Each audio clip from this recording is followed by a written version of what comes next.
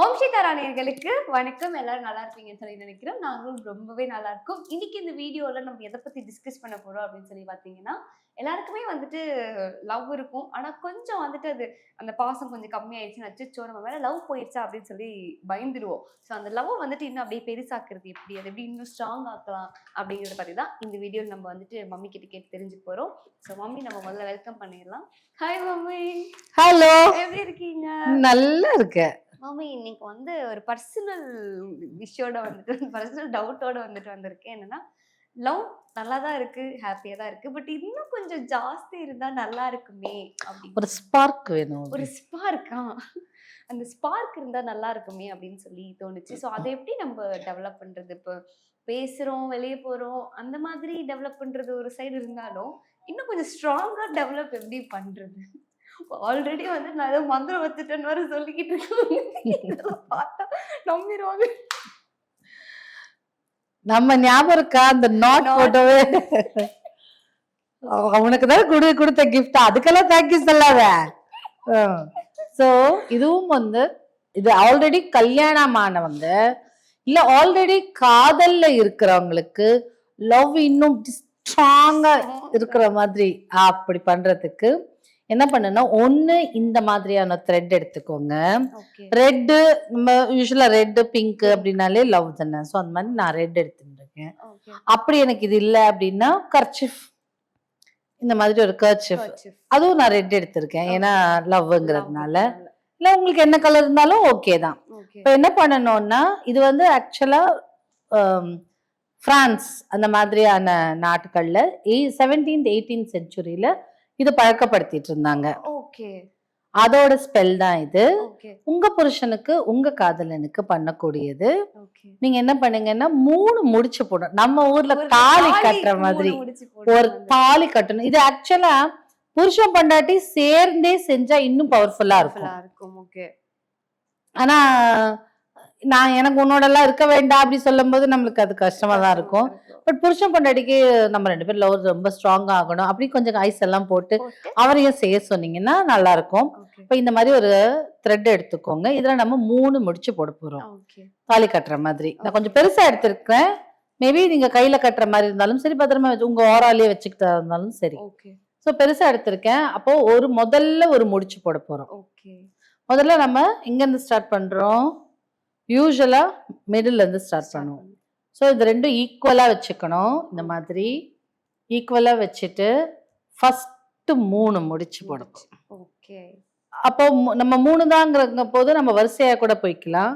இப்போ முதல் கார்னர்ல ஒன்று எடுத்துக்கலாம். என்ன முதல் கார்னர்ல ஒரு முடிச்சு, இந்த முடிச்சு போடும் போது நீங்க சொல்லக்கூடிய வார்த்தைகள் ரிபெல். அதான் லாக். அப்போ உங்க புருஷனை ஃபுல்லா நினைச்சிட்டு அப்படி ஒரு நாட். ஓகேவா? அப்புறம் இப்படி ஒன்று வச்சுட்டு நடுவுல ஒரு நாட். செகண்ட் வார்த்தை வந்து நோபல். அப்படின்னு சொல்லி உங்க புருஷன் நினைச்சு ஒரு இழு இழுத்துற வேண்டியது. அதே மாதிரி இந்த எண்டில் ஒரு நாட் உங்க புருஷனை நினைச்சுக்கோங்க. வானர்பி அப்படின்னு சொல்லிட்டு ஒரு நாட்டு. இந்த 3 வச்சுட்டு 3 நாட் போட்டாச்சா? போட்டு இந்த கையில நல்லா வச்சுட்டு நம்ம ப்ரே பண்ணிக்கிறோம். உள்ளங்கையில வச்சு எங்களோட லவ் வந்து ரொம்ப ஸ்ட்ராங்கா இருக்கணும். எந்த ஒரு சக்தியாலும் எங்களை பிரிக்க கூடாது. 7 ஜென்மத்துக்கும் இந்த லவ் இருக்கணும். 7 ஜென்மம் இப்ப கேட்பாங்களான்னு தெரியல. இந்த ஜென்மத்துக்கு இருந்தோம். அப்புறம் என்னை தவிர வேற அவர் யாரும் பார்க்க கூடாது. நானும் அவரை தவிர யாரும் பார்க்க, அது நம்மளுக்கும் இருக்கணும் கண்டிப்பா. சோ அந்த மாதிரி இருந்துட்டு எங்க காதலை இந்த பிரபஞ்சம் சேர்த்து வைக்கட்டும். எப்பவுமே நாங்க எங்களுக்குள்ள இருக்கிறோம். இந்த காதல் எப்பவுமே இப்படியே ஸ்ட்ராங்கா இருக்கணும் அப்படின்னு வேண்டிக்கிட்டு, இப்போ அவரையும் செய்ய சொல்லணும்ல. அப்ப 2 பேரும் எக்ஸ்சேஞ்ச் பண்ணிக்கணும். அவர் பண்றத நம்ம அவங்க வாங்கிக்கணும். வாங்கிக்கும் போது ஒண்ணு கையில கட்டி நம்ம ஓராலேயே வச்சுக்கும் போது ஸ்ட்ராங்கா இருக்கும் இல்லையா? சோ அந்த மாதிரி நான் இதை என் புருஷன் நினைச்சு பண்ணேன். அந்த மாதிரி நீங்க உங்க பாய் ஃப்ரெண்ட் வச்சு நம்ம புருஷன் நினைச்சு பண்ணிக்கலாம். இப்போ ஹேண்ட் கர்ச்சீஃபா இருந்ததுன்னா அதே மாதிரி 3 முடிச்சு போட்டுக்கலாம். ஸோ இந்த மாதிரி எடுத்துட்டு நல்லா இப்படி மடிச்சுக்கோங்க. மடிச்சுட்டு ஃபர்ஸ்ட் ஒரு கார்னர்ல ரிபெல் அப்படின்னு நினைச்சு ஒரு நாட்டு, அதே மாதிரி நடுவுல நோபல் நினைச்சு ஒரு நாட்டு, லாஸ்ட்ல வானர்பின்னு சொல்லிட்டு உங்க புருஷனை நினைச்சு ஒரு நாட்டு. சின்ன துணியா இருந்தாலும் பரவாயில்ல, வர வச்சிடணும். நான் புருஷன் இல்லையா, கண்டிப்பா வர வச்சுதான் ஆகணும். வச்சே ஆகணும். அவருக்கு வேற வழியில, நமக்கு வேற வழி இல்ல. சின்னதா எடுத்துட்டேன்.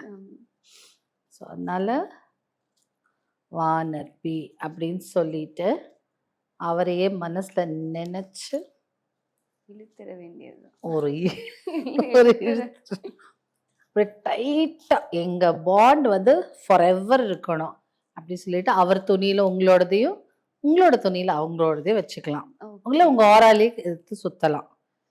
என்ன அந்த மாதிரி உங்க லவ் பாண்டிங் சூப்பரா இருக்கட்டும். ஓகே. ஸோ இதை வந்து வச்சுட்டு நம்ம கையில வச்சு ப்ரே பண்ணிட்டு எங்க காதல் வாழ்க்கை எப்பவுமே இதே ஹாப்பியா இருக்கணும் அப்படின்னு நினைச்சிட்டு 2 பேரும் இப்ப லவ் நல்ல சுட சுட இருக்கும் போதே பண்ணிக்கணும். நான் அதுக்கப்புறம் ஒருத்தருக்கு இதாயிடுச்சுன்னா இப்ப என்னால உன்னோட வாழ முடியாதுன்னு சொல்லிட்டாருன்னா, அதனால லவ் ஸ்டார்டிங்ல இதெல்லாம் பண்ணிடுங்க.